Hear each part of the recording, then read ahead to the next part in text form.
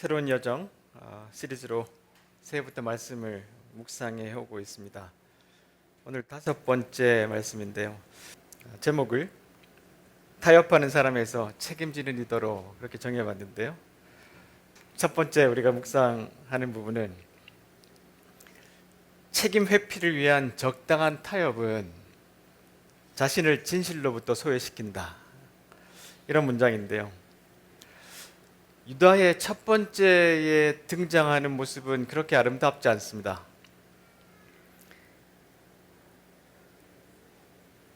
두 주 전에 봤던 것처럼 형제들이 멀리서 오는 요셉을 보고 저놈 저거 죽여버리자, 그렇게 작당을 합니다. 그리고 난 다음에 요셉을 웅덩이에다가 집어넣죠. 큰형 르벤이 죽이지는 말자. 그리고 잠시 자리를 비운 사이에 이들이 밥을 먹고 있었어요. 근데 밥을 먹고 있다가 멀리서 보니까 이스마엘 사람들, 상인들이 오고 있는 걸 보게 됩니다. 그것을 본 유다가 이렇게 형제들에게 말합니다. 우리 손에 피를 묻히지 말자. 손에 피를 묻히지 말고 그냥 팔아버리자. 그러니까 모든 형제들이 동의를 합니다. 그래, 우리가 팔아버리고 그냥 큰 죄는 좀 면하자. 이렇게 타협을 하죠. 이걸 제안한 사람이 유다였습니다. 그러니까 큰 책임을 회피하기 위해서 적당한 타협을 했습니다. 미디안 사람들에게 은 20세겔을 받고 팔았는데요. 우리나라의 지금 돈으로 환산해 보면 한 30만 원 됩니다. 그러니까 그냥 아주 헐값에 팔아치워 버렸어요. 동생을. 이걸 주도한 사람이 유다였어요. 큰 죄를 피하자 했지만 사실은 큰 죄를 피하는 것보다 그냥 타협한 것이죠. 이런 비겁한 행동을 첫 번째로 유다가 보여줍니다. 자, 그런데 조금 뒤의 모습이 달라져요. 첫 번째 우리가 이 말씀에서 조금 더 생각해 볼 것은 양심에 대한 문제인데, 보통 이제 양심과 도덕이 많이 혼동을 하게 되는데요. 도덕은 선과 악을 구별할 줄 아는 능력이고, 양심은 오히려 인간의 영혼에 관련된 타고난 것. 우리 영혼의 한 일부분이다, 이렇게 정의를 하고 있습니다. 양심은 선과 악을 구별할 줄 아는 도덕을 바탕으로 우리를 처신하고 행동하게 만든대요. 우리를 막 행동하게 만드는 것이 양심인데, 지금 양심이 좀 덜 작동하는 그런 상황이 됐어요.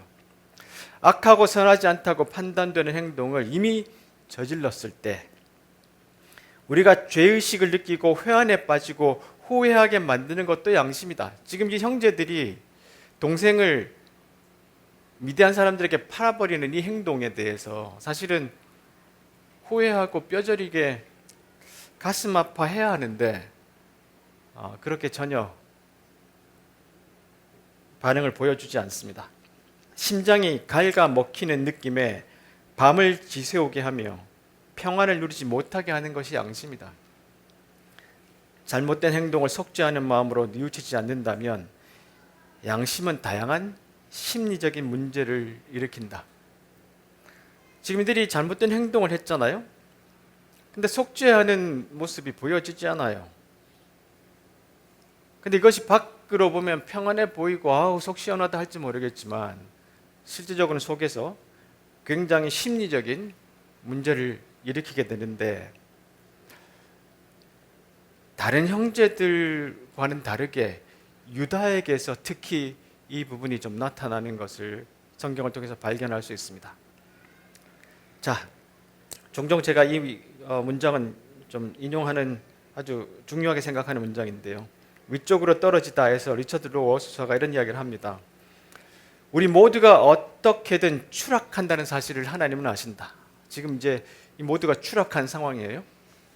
우리로 하여금 하루에 수도 없이 균형을 잃고 파국을 보게 만드는 일들이 하나님께는 평소에 비즈니스인 것이다. 그러니까 많은 실수와 실패들이 있어도 그것이 하나님을 놀랄게 할 만큼 그렇게 극적인 것들은 없다는 거예요. 왜냐하면 늘 일어나는 일이니까. 우리 인생에서도 마찬가지고요.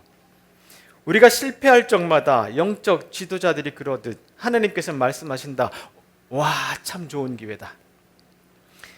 우리가 이것으로 뭘 할 수 있는지 보자.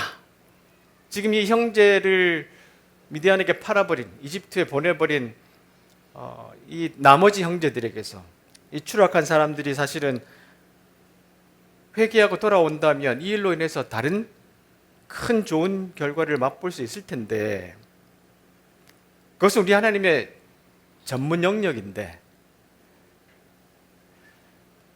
이들 중에 딱 한 사람 유다만 그런 모습을 보이게 되는 것을 우리가 추적해 볼 수 있습니다. 같은 하나님께서 우리가 자기 에고를 키워줄 따르면 이른바 성공했을 때, 아주 내가 참 잘했을 때는 뭐 괜찮은 일이군, 뭐 그렇게 지나가는데, 몰락과 실패는 인간들 사이에서 균형을 잡아주는 평행장치다. 성공은 반대고요. 그래서 건강한 공동체와 신뢰는 남보다 우월한 우리가 아니라 남들과 같이 고통당하는 우리 둘레에서 형성된다, 이런 말을 합니다. 그러니까 지금 이 실패를 통해서 하나님은 잘 요리하셔서 좋은 것들을 만들어내실 수 있는 상황이라는 거예요. 이런 상황 속에 지금 형제들이 다 처해 있습니다. 자, 가치 있는 삶에서도 시야를 뒤집어야만 실패를 직시할 수 있다면 뒤집힐 줄 아는 사람만이 제대로 된 삶을 살 수 있다. 여러분, 혹시 예수님께서 치유한 10명의 문둥병자 이야기가 생각나시죠? 나머지 9명은 다 그냥 갈던 길들을 가버렸는데 사마리아 문둥병자 한 사람만 돌아왔잖아요. 마치 그런 것처럼 지금 이 10명의 형제들이 동생을 팔아버렸는데, 이들이 모두 다 실패했고 추락했는데 이 상황을 직시할 수 있도록 볼 수 있는 눈을 가져야 되는데요, 이것은 큰 기회인데 다른 형제들은 그런 모습을 보이지 않고 있습니다. 모처럼 찾아온 위기, 애정어린 질책, 불편한 진실을 낭비해서는 안 된다. 우리는 강렬한 본능과 싸움에서 승리하고 다음 단계로 나아가야 된다. 지금 내가 실패한 것에 대해서 그냥 합리화하고 타협하고 거기에 머무르고 망각하고 다른 성공을 향해 나아가는 것이 아니라 이 추락과 실패가 얼마나 중요한 것인지를, 얼마나 중요하게 찾아온 기회인지를 보고 우리의 시야를 뒤집는 사건들을 우리가 만들어야 우리가 다음 단계로 나아갈 수 있다는 거예요. 나머지 형들은 그렇게 못했어요. 그런데 유다는 그렇게 지금 하고 있습니다. 자, 보세요. 두 번째로, 나의 잘못을 인정할 때 진정한 삶의 여정이 시작된다. 38장부터 특이하게 유다의 이야기가 한 장 나옵니다. 우리가 창세기 37장에서도 사실은 이게 특이한 구성이거든요. 원래는 창세기가 36장에서 끝나야 됩니다.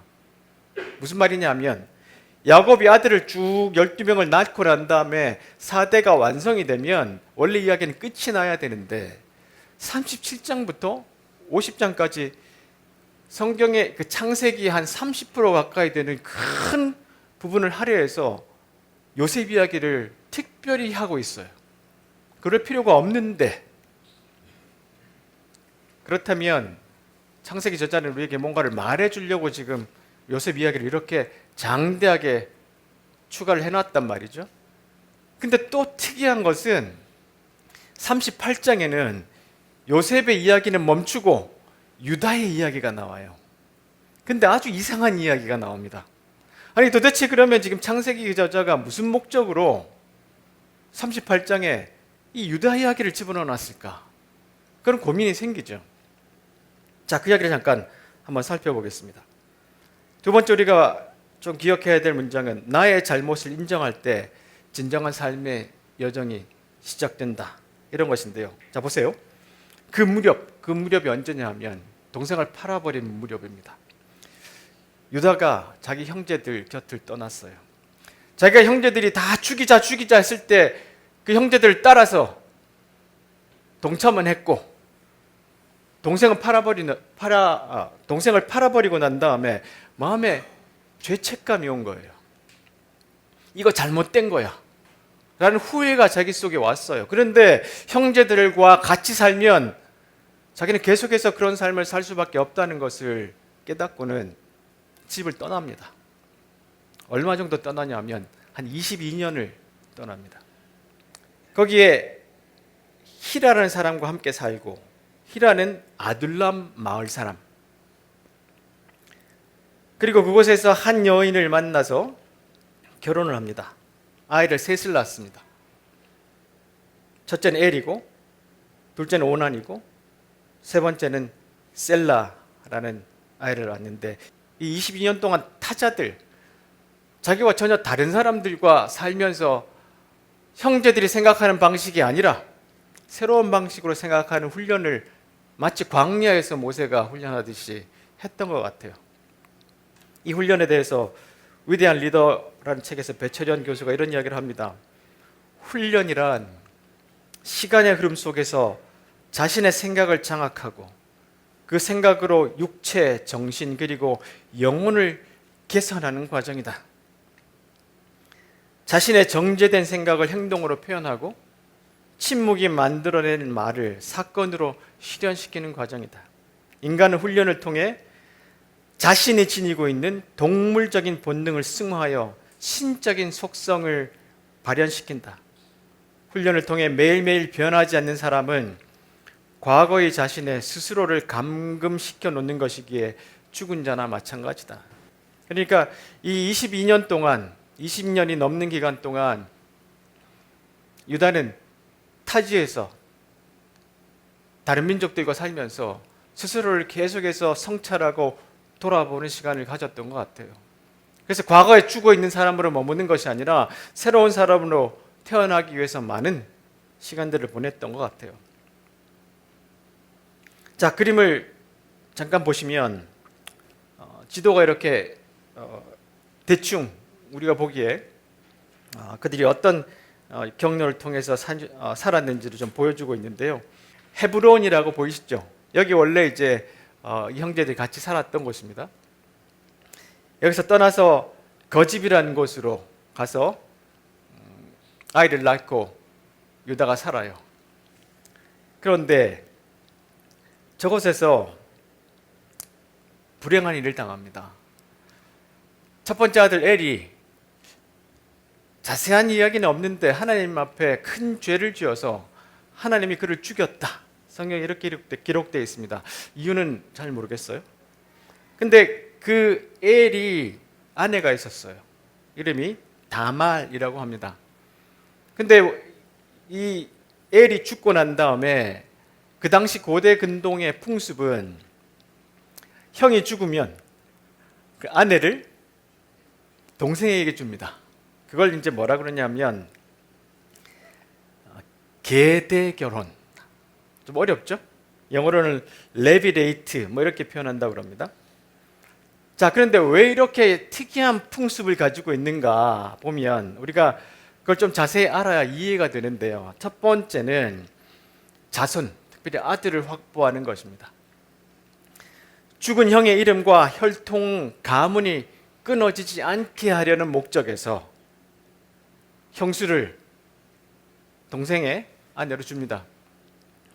그리고 또한 재산과 토지를 좀 보호하는 그런 목적이 있습니다.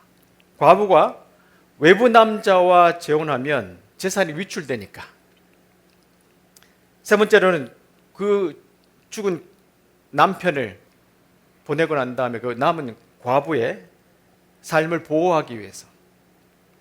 고대 사회에서는 굉장히 어려운 삶을 살 수밖에 없는 환경이었어요. 그래서 성경에서 보면 고아와 과부를 돌보라는 말이 계속 나옵니다. 그리고 가족 시족 구조를 유지하기 위해서. 엘이 죽자 유다가 이제 그 둘째 오난에게 형수 다말을 아내로 줍니다. 근데 이제 오난이 생각해 보니까 자기가 아이를 낳게 하더라도 오늘 여기에서 보시는 것처럼 자기에게는 아무 도움이 안 되는 거예요. 그렇죠? 그래서 오나니 아이를 못 갖게 합니다.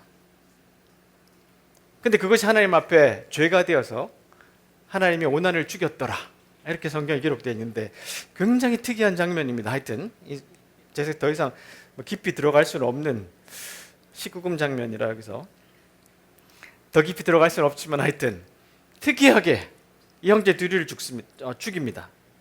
근데 셋째가 있는데 유다가 생각하기에 얘는 너무 아주 어리기도 하고 자기 마음에 혹시 또 다말에게 줬다가는 어떻게 될까 이런 생각이 들기도 하고, 그래서 약은 꾀를 생각해냅니다.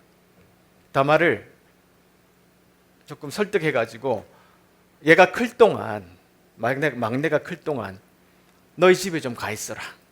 그러면 내가 연락할게.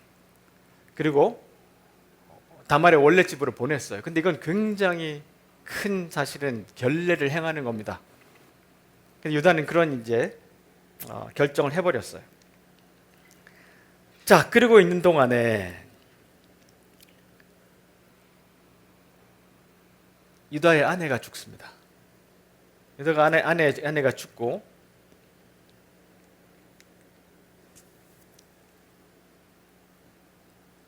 (38장 12절에) 보면 유다가 슬퍼하는 기간, 애도 기간을 끝내고 일하러 딥나라는 곳으로 갔다고 기록하고 있습니다. 보시면 저 딥나라는 제일 높은 데 있는 동네가 있죠.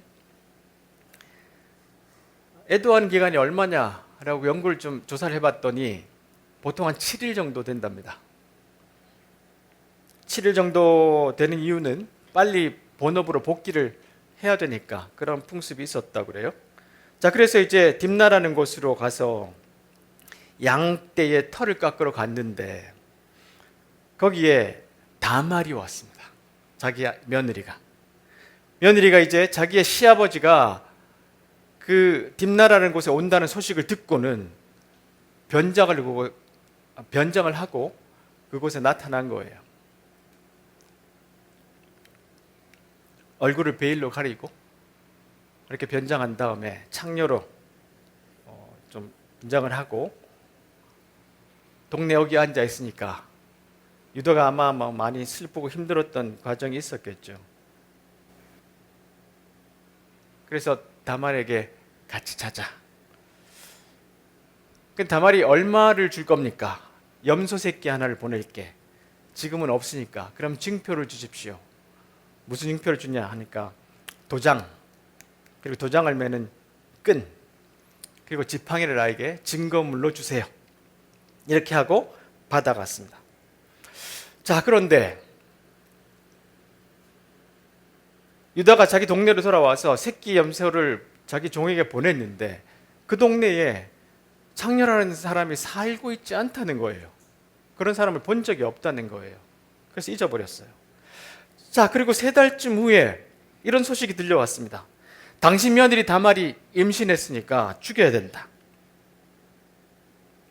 그때에 다말이 이렇게 증거물을 갖고 보여주고 있습니다. 이 도장과 끈과 지팡이를 살펴보십시오. 이게 누구 겁니까? 유다가 그것들을 알아보았습니다. 유다가 말했습니다. 그 애가 나보다 옳다.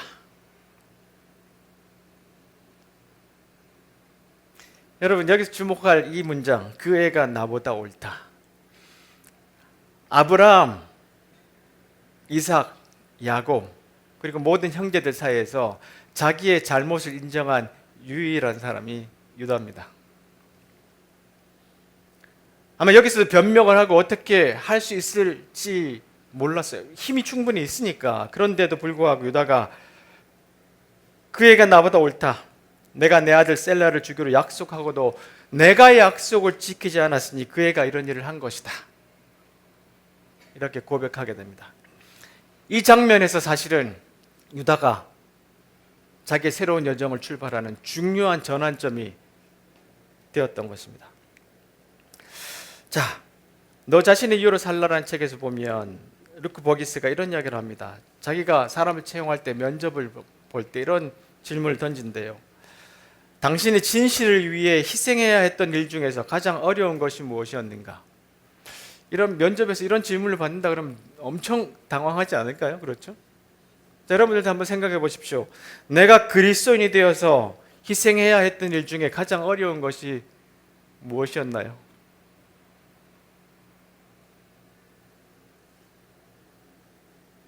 이분은 이렇게 글을 썼어요. 면접자가 대답을 못하거나 1분 이상 우물쭈물하면 그를 채용하지 않았대요. 그들은 진실에 대해 충분히 고민하지 않았던 사람이다. 그런 사람이 들어오게 되면 내 삶에서 진실이 이동하는 속도를 감소시킬 것이다. 이 질문이 저에게도 많이 왔어요. 내가 그리스도인으로 살면서 희생해야 했던 일이 어떤 것들이 있습니까? 그리스도인이라는 이름으로.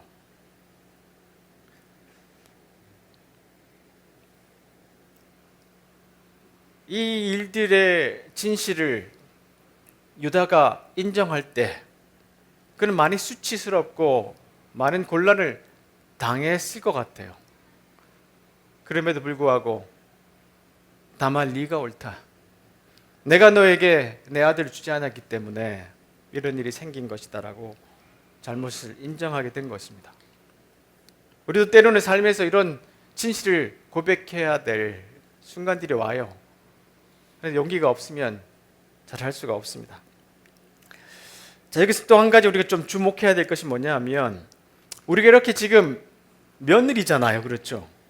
며느리가 임신을 했어요. 그러니까 우리가 볼 때 도덕적 윤리적으로 황당하죠. 성경을 보면 우리가 여기서 곤란한 마음이 듭니다. 그렇죠? 이해하기가 힘들어요. 근데 이것을 잘 설명해 놓은 문장이 있습니다. 보세요. 스탠리 하우어스가 이런 말을 합니다. 고대와 중세의 세계는 윤리적 삶이란 이따금 튕겨나와 우리를 당황스럽게 만드는 딜레마를 해결하는 것이 아님을 알고 있다. 그러니까 지금 같은 이상한 지금 딜레마의 상황들이 생기잖아요. 자, 이 말에 좀 주목해 보시면 당시 윤리적인 삶이란 보세요. 성품을 지속해서 빚어나가는 것이다. 그러니까 지금 이 유다의 성품을 계속해서 빚어나가는 거예요. 요셉을 팔아버리고 지금 이 이방 땅에 와서 큰 실수를 했는데 그것이 윤리적 도덕적 삶으로 끝나는 것이 아니라 그것이 지금 유다를 계속해서 다른 방향으로 빚어가는 성품을 빚어가는 그 여정이 된 거예요. 이때 핵심은 정체성이라는 거예요. 그러니까 내가 어떻게 해서 계속해서 새로운 성품으로 빚어갈 것인가. 내가 잘못했어. 네가 오라 라고 고백할 수 있는 그 성품으로 만들어져 가는 그것이 유다의 모습인 것을 오늘 이 본문에서 성경의 저자는 우리에게 말해주려고 해요. 보세요. 요셉은 어떤 사람입니까? 요셉은 유혹을 이긴 사람이잖아요. 근데 유다는 반대로 유혹에 빠진 사람이에요. 이 두 사람을 동시에 성경에서는 지금 37장, 38장, 39장에서 계속 대비해 가면서 우리에게 알려주고 있어요. 그런데 이렇게 도덕적으로 실패했다라고 보여지는 이 유다가 오히려 요셉보다 하나님이 더 인정하는 사람으로 점점 바뀌어져 가고 있는 과정을 우리에게 보여주고 있습니다. 시간이 흐르면 성품과 이야기는 하나가 되고 일치를 이룬다. 이러한 삶에서 습관을 몸에 배게 하는 방식으로든 제자 훈련을 통해서든 견습생인 우리는 우리를 훈련하는 스승의 성품을 닮아간다.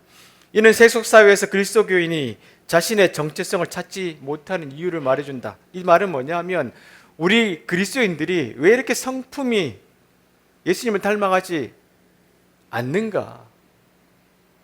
왜 거기에 실패하는가? 그 이유가 여기에 있다는 것이에요. 오늘날 그리스도교인들이 자신이 누구인지를 발견하는 데 실패하는 이유는 이 세상의 균열을 내기 위해 자신의 신념을 지키고 함께하는 삶을 다른 풍요로운 이야기를 익히지 않아 이를 표현할 수 없기 때문이다. 우리가 지금 이 유다가 이렇게 흘러가는 삶의 이야기를 들으면서 아 그렇구나, 유다의 삶을 이렇게 빚어가는구나 하나님이 일을 이렇게 새롭게 하시는구나라는 걸 볼 때 우리의 모습이 제자와 되어 간다고 이야기를 하고 있습니다. 자, 또 한 가지 놀라운 사건은 이제 다말이 아기를 낳을 때가 됐어요. 쌍둥이를 낳습니다. 근데 여기도 참 이 집안은 쌍둥이가 나올 때 참 이 사건이 많은데요. 아이 하나가 손을 내밀고 거기 산파가 붉은 줄을 메어줬는데 그 아이가 나오다가 들어갔어요. 이런 일이 있을 수 있는지 모르겠지만 하여튼 그리고 난 다음에 다른 아기가 먼저 태어났어요. 그 아기 이름이 뭐라고요? 베레스인데요. 이 베레스가 누군지 아십니까? 룻기에 보시면 베레스 이야기가 나옵니다.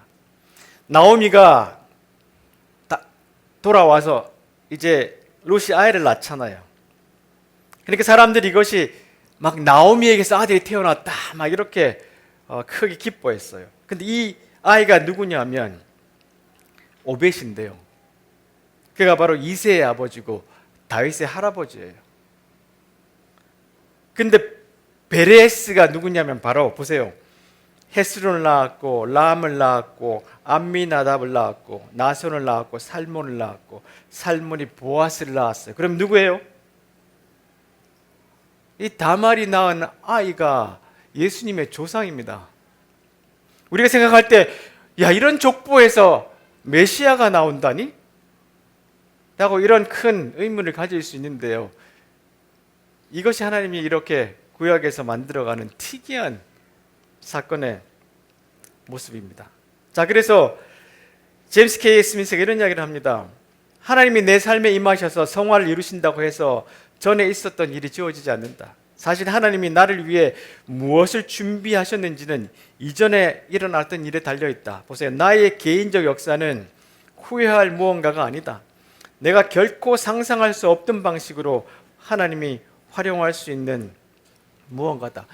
자, 세 번째로 실패를 딛고 성숙해진 사람은 위기의 순간에 리더로 세워진다. 이제 유다가 22년쯤 지나고 가족에 합류합니다. 그리고 난 다음에 가뭄이 들어서 이 가족과 함께 형제들과 함께 식량을 구하러 이집트로 내려가죠. 자, 한번 갔다가 이제 돌아왔는데 거기에 시몬을 두고 왔잖아요. 근데 그 요셉이 이런 이야기를 했습니다. 올 때 동생 베냐민 데려오지 않으면 얘를 풀어줄 수가 없다. 자, 그때 이제 야곱에게 설득을 합니다. 누가? 유다가 등장합니다. 이때부터는 계속해서 유다가 등장합니다.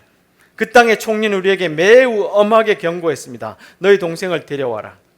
그렇게 하지 않으면 다시는 나를 볼 수 없을 것이다. 이렇게 이야기를 하니까 이제 야곱이 큰 슬픔에 왜 다른 동생이 있다고 말했냐? 너희가 나에게 큰 고통을 준다. 이렇게 말을 하고 이제 대답을 했어요. 그럴 때 야곱의 아들들이 변명을 합니다. 이렇게 변명을 하는데요. 그 사람이 우리와 가족에 대해서 자세히 물어봤는데 나머지 동생을 데리고 오라고 할 줄 우리가 어떻게 알았습니까? 그때 이제 유다가 나섭니다. 아버지, 베냐민을 우리와 함께 보내주십시오. 그러면 당장 떠나겠습니다. 그리고 내가 반드시 얘를 책임지고 데려오겠습니다.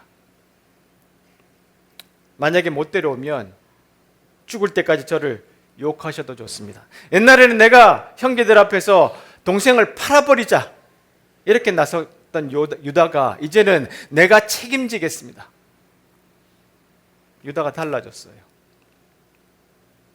지금 요셉은 옛날에 그 쓴뿌리 때문에 계속해서 형제들을 지금 골탕 먹이고 있습니다. 근데 유다는 자기가 나서서 책임지려 하는 모습을 보여줍니다. 관계 연애에서 문요한 작가가 이런 이야기를 합니다. 마음 헤아리기란 한마디로 사람의 마음을 이해하는 것이다. 왜 어떤 사람은 갈등을 겪어도 이를 풀어내서 다시 관계를 회복하고 어떤 사람은 관계를 단절하고 말까? 왜 자신의 상처를 대물림하는 부모가 있는가 하면 좀 더 좋은 부모가 되는 사람이 있을까? 지금 야곱은 계속해서 그 위로부터 이제 대물림하는 어려움들을 겪고 있잖아요. 피터 포낙이라는 저자가 그 핵심이 마음 헤아리기라고 보았으며, 마음 헤아리기를 자신과 타인의 마음에 관심을 두고 이해하는 것이라고 정의했다. 지금 이 야곱의 마음, 이 마음을 지금 유다가 마음 헤아리기를 하고 있어요. 그 이전에는 내 동생이 이렇게 길에서 죽었어요 라고 아버지 마음을 신경도 안 썼다가, 지금 유다는 어떻게 해요? 이 베냐민이 가서 또 못 돌아오면 어떻게 할까 하는 고통 속에 있는 아버지에게 그 마음을 헤아리면서, 아버지 걱정하지 마세요, 내가 책임집니다, 내가 데려오겠습니다, 이렇게 아버지의 마음을 설득하고 베냐민을 이집트로 데려갑니다. 데이비 브룩스가 사람을 안다는 것에서 이런 이야기를 합니다. 예전에 받은 고통의 상처가 없다면 당신의 힘이 지금 어떻게 존재하겠는가? 당신의 낮은 목소리가 다른 사람의 마음속을 파고들어 진심으로 떨리도록 만드는 것은 바로 당신이 느낀 회한이다. 지금 아버지의 마음속에 깊이 설득력 있게 유다가 나아갈 수 있는 이유는, 예전에 자기 동생을 팔아버렸던 그 슬픔, 고통을 자기가 겪고 있었던 것을 아버지에게 아주 진심으로 보여줬던 거예요. 아무리 많은 천사라도 지상에서 비참하게 실수한 아이들을 설득하는 데는 인생의 시련으로 단련된 지상의 한 명 인간보다 못하다. 참 엄청난 표현인데요. 아무리 많은 천사가 있다 하더라도 슬픔을 겪어봤던 사람, 고통을 겪어봤던 사람, 상처받은 치유자, 그 사람 한 사람보다 못하다는 거예요. 사랑의 봉사는 오직 부상당한 병사만이 할 수 있다. 내가 그 옛날에 요셉을 팔아버렸을 때 왔던 그 슬픔과 고통과 후회를 통해서 내가 성숙해졌기 때문에 이제 아버지에게, 아버지 제가 책임지겠습니다, 아버지를 설득하고 가족을 책임질 수 있는 사람이 되었던 겁니다. 빅터 프랭클도 이렇게 이야기를 합니다. 자, 우리 인간은 궁극적으로 자기 삶의 의미가 무엇이냐를 물어서는 안 된다.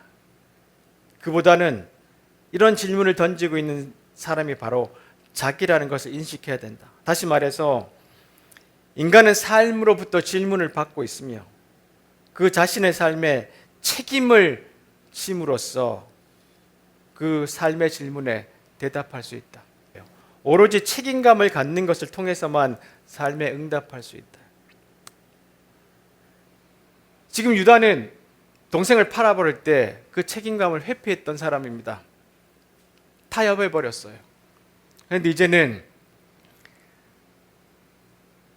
다말이 증거품을 들고 왔을 때 그것을 보고, 아, 네가 옳다 라고 할 수 있던 사람이 되었고, 그리고 아버지가 고통받고 고통 속에 아주 힘들어하고 있을 때 그 아버지를 위로할 수 있는 사람, 내가 이것을 책임지겠다고 말할 수 있는 사람이 되었습니다. 그래서 지금 이 창세기 후반부에 계속해서 요셉과 유다를 계속해서 대비시키면서 우리에게 보여주는 것은 뭐냐면, 유다는 이렇게 성공하는 과정을 갔지만 유다는 자신의 성공을 위해서, 그리고 다른 것을 책임지지 않는 사람으로 갔을 것이고, 반면에 유다는 엉뚱한 일들로 길을 우회하면서 갔지만 유다는 계속해서 자기를 책임지는 사람으로 성장해 갔다는 것을 우리에게 보여주고 있어요. 끝으로 네 번째 보시면, 진정한 변화는 스스로를 챙기는 마음이, 나를 챙기는 마음이 상대를 배려하는 책임감으로 바뀌는 것이다. 자, 이제 베냐민을 데리고 와서 요셉 앞에 동생을 보여주니까 요셉이 또 장난을 쳤습니다. 돌아가는 베냐민의 그 자루에다가 은잔을 넣고 이제 노예로 잡아가겠다는 그런 장난을 치고는 이 막내는 못 돌아간다, 이렇게 주장하니까 이 유다가 또 나섭니다. 막내 동생 없이 집에 계신 아버지께 돌아가면 그분 죽습니다.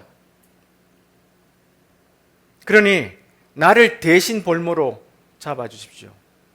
끝까지 자기가 스스로 책임을 감당하려고 지금 요셉 앞에서 자기를 던집니다.